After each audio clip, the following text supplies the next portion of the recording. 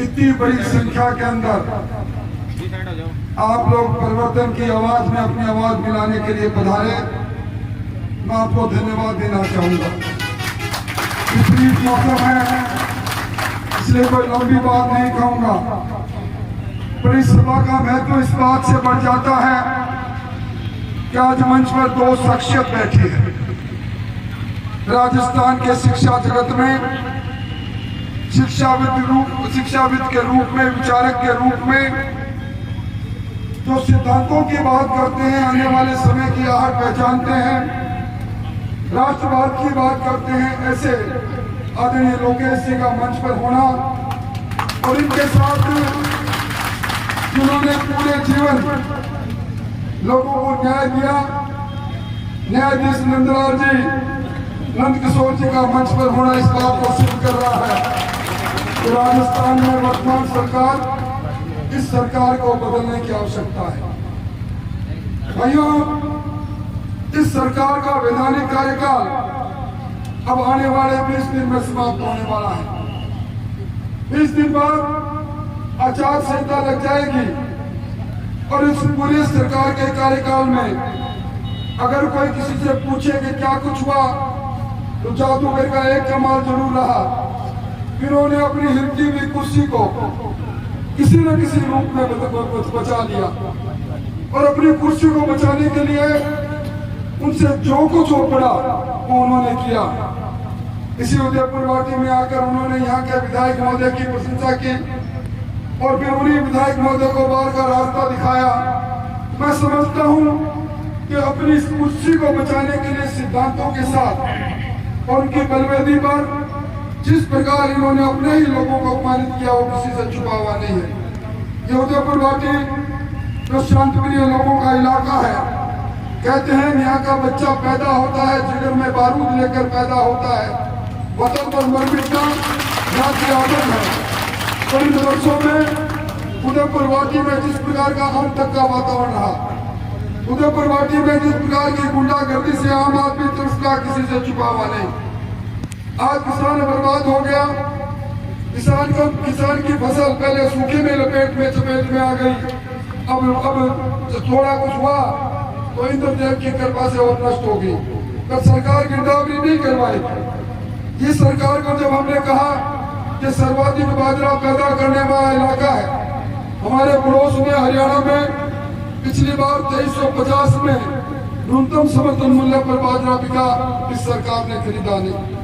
इस सरकार के चलते जिस प्रकार नौजवानों के अरमानों को लूटा गया, एक के बाद एक 19 पेपर लीक हुए, नौकरियों की लूट बनी और सरकार में बड़े लोगों ने अपने ही परिवार में नौकरशाह पैदा करने का काम किया। अभी प्रभुलाल जी यहाँ के किसानों की हालत को बता रहे थे। मैं समझता हूँ इन सारी चीजों को देखते हुए किसान का कर्जा माफ होना दूर कोड़ी की बात हो गई। जिन्होंने राष्ट्रीयकृत बैंकों से लोन ले लिया, उन किसानों की फसल पर कुर्की के नोटिस आ गए। बेरोजगारी भत्ता दूर की बात हो गई। राजस्थान में सर्वाधिक बेरोजगार पैदा हो गए और कानून व्यवस्था की तो बात ही हम क्या करें। कानून व्यवस्था इस प्रकार की हो गई कि ना बहन सुरक्षित है, ना मंदिर में मूर्ति सुरक्षित है। इस सरकार के चलते इन्होंने एक काम जरूर का किया, हमारी आस्थाओं पर चोट करने का काम जरूर किया। आजकल आपने देखा होगा इंडिया गठबंधन बना है, कहीं की ईंट कहीं का रोड़ा एक गठबंधन बना और गठबंधन के नेता उदयनिधि कहते हैं और राष्ट्रीय कांग्रेस के अध्यक्ष के बेटे कहते हैं ये सनातन धर्म, ये तो बीमारी है, मलेरिया है, ये हैजा है, ये एड्स है।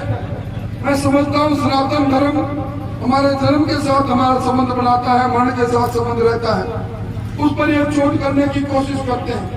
जहाँ एक और मोदी जी के नेतृत्व में जिनका जन्म दिवस है, राम मंदिर का निर्माण हो रहा है, ये सारा समय राम मंदिर को तोड़ने का काम कर रहे हैं। जहाँ एक और भगवान काशीनाथ का काशी कॉरिडोर बन रहा है, वहाँ ये राजगढ़ के अंदर 5000 वर्ष पुराना मंदिर को, शिवलिंग को काटने का काम करते हैं। ऐसी सरकार की विदायित्य है। इस सरकार से कोई आज खुश नहीं, बिजली तारों में नहीं है, आज इस परिवर्तन यात्रा के 12वें दिन हम यहाँ आए हैं। आपकी स्वागत सभा, इसकी विराटता देख के कह सकता हूँ, ये चूंकि 12वें दिन यहाँ प्रवेश करी है, ये कांग्रेस का 12वां सुनिश्चित करके जाएगी, कांग्रेस का 12वां राजन होगा, ये परिवर्तन होगा।